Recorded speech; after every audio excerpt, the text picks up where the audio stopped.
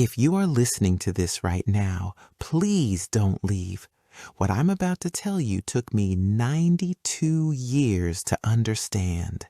And whatever I am going to say, you should not eat them down, because this video is going to change the way you thought about your life till today. My name is Helen Smith. I am 92 years old, and I live in Westside, Los Angeles with my husband, Edward. He is 94. We wake up together every morning, not because we have to, but because every morning still feels like a small miracle. Let me ask you something before we begin. Have you ever noticed how young people talk about the future like it's guaranteed? I used to do that too. When you are young, life feels endless, like a long highway with no exits. You think you have time to fix things later, to love later, to rest later, to be yourself later. Here is the first truth I want to give you. Later is not promised. I don't say that to scare you. I say it because when you finally understand this, life becomes clearer than it has ever been. At my age, something strange happens. The world gets quieter, not because it loses meaning, but because the lies fall away. When I was young, my world was loud, very loud. Phones ringing, opinions everywhere, people telling me who I should be, what success looked like, what a good woman should sacrifice. I worked hard. I helped people for a living. I wrote books hoping someone would understand me, but still, I worried about things that no longer exist. Here is a surprising fact you don't hear often. Most of what you worry about right now will not follow you into old age. It just disappears. I don't mean it fades slowly. I mean, one day you wake up and realize it never mattered in the first place. We worry about neighbors, about coworkers, about people we haven't spoken to in 10 years, about strangers on the internet. At my age, that audience is gone. Some moved away. Some passed on. Some are busy fighting their own quiet battles. And suddenly you realize something shocking. You were living for ghosts. People who barely remember your name were shaping your choices, your clothes, your voice, your dreams. On your last day, you won't wish you were more admired. You will wish you were more honest. The people who truly love you never asked you to perform. Stop living for an audience that is already leaving the theater. Now let me tell you something else. We are obsessed with being finished. We tell ourselves, I'll be happy when my body looks better, when my house is perfect, when my career is settled, when my family finally makes sense. But here is the truth from a woman who has lived long enough to see it clearly. Now I smile at chipped cups and worn furniture because they remind me of use, of laughter, of living. Perfection is cold. Life is warm. If you are waiting to be perfect to be happy, you are waiting forever. Let me pause here and ask you something important. What are you delaying joy for right now? Think about it. I spent decades chasing titles, positions, recognition. I believed my work defined my worth. But here is a quiet truth no one tells you. Your career does not hold your soul. At the end of life, no one reads your resume. No one asks about promotions. They remember how you made them feel. Were you kind? Were you fair? Did you listen? Edward, my husband, was a teacher, a good one. He still creates videos now, sharing lessons gently. Not because he needs applause, but because wisdom wants to be shared. That is what remains, not success, but service. Another thing you stop caring about is your past mistakes. Oh, how heavy those used to feel. I replayed conversations, failures, choices that didn't work. At 92, I laugh at them, not because they didn't hurt, but because they taught me. No one remembers your embarrassments the way you do. Everyone is too busy remembering their own. Let your younger self off the hook. They were learning. Failure is not a stain. It's tuition. Now let me tell you something that may surprise you. You stop fearing the future, not because it becomes safer, but because you finally understand you never controlled it. Let me talk about possessions for a moment. We spend our early years collecting things, then our later years letting them go. Stuff doesn't extend life. It fills space.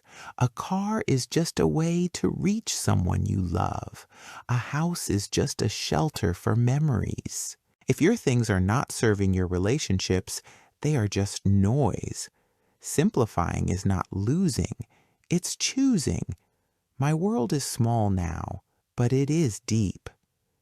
Edward and I still drive to Exposition Park sometimes, just 15 minutes from our home. We sit quietly. Other days, we go farther. Lake Balboa. We watch the water move and say very little.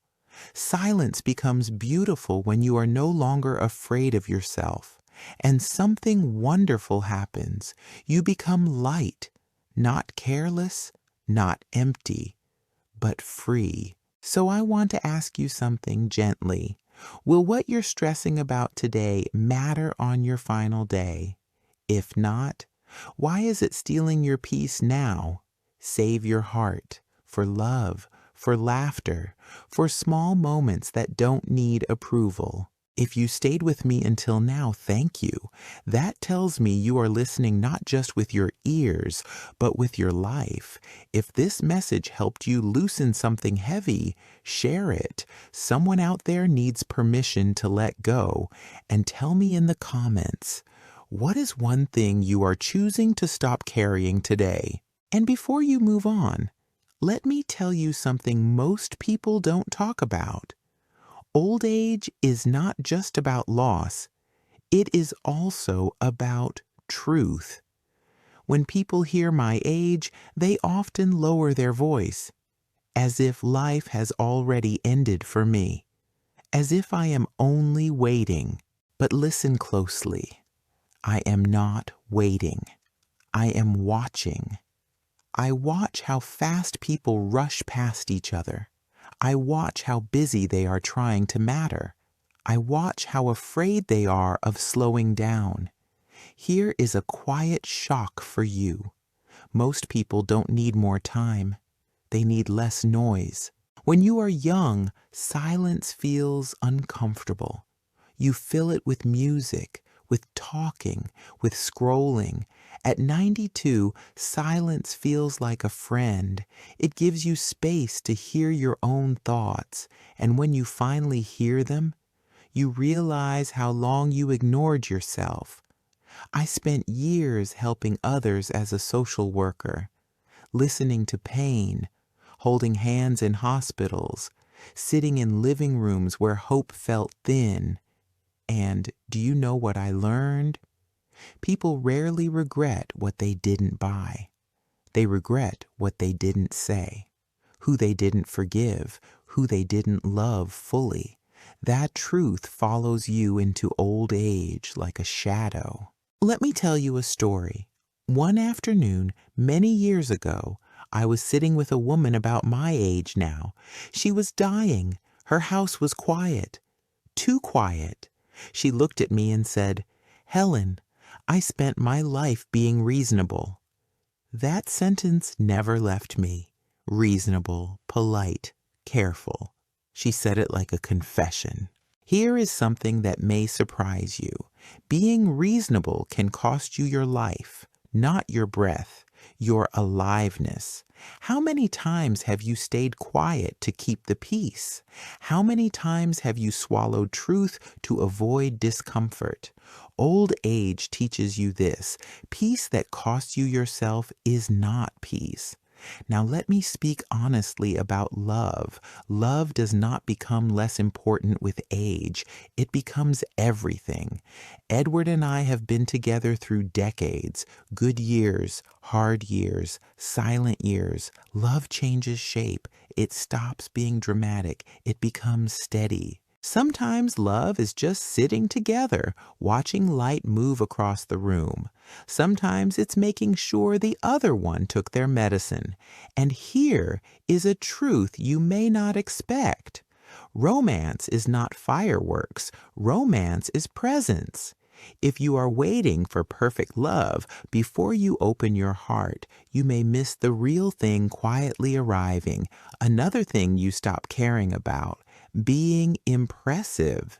You don't need to win conversations anymore. You don't need to prove intelligence.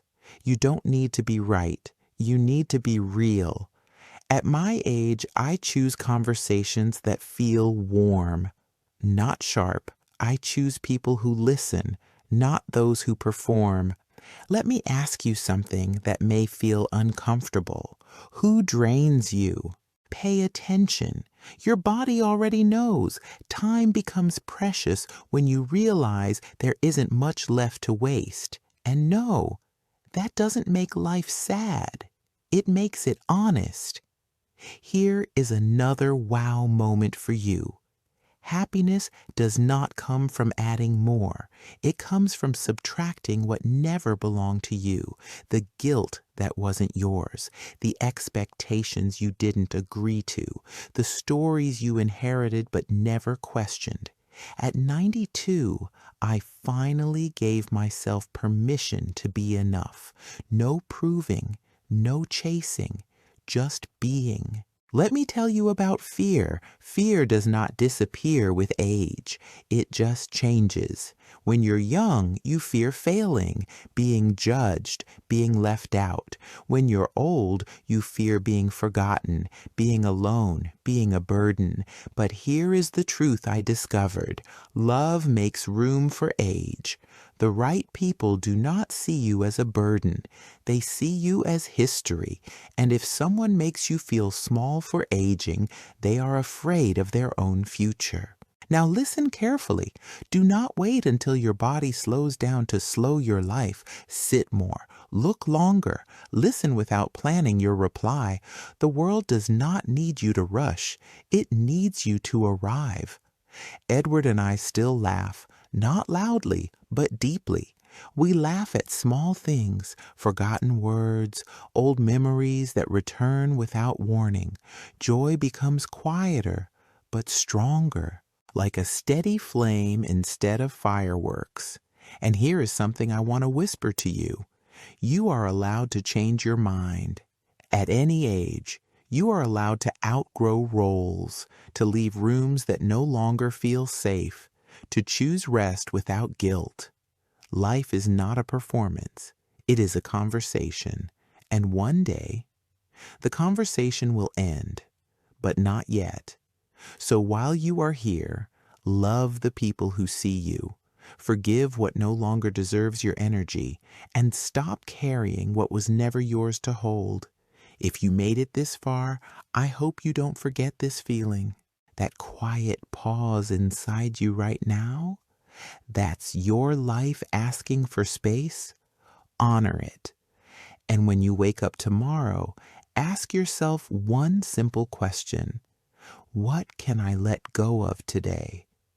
That question will change your life long before old age ever arrives. Thank you for staying with me.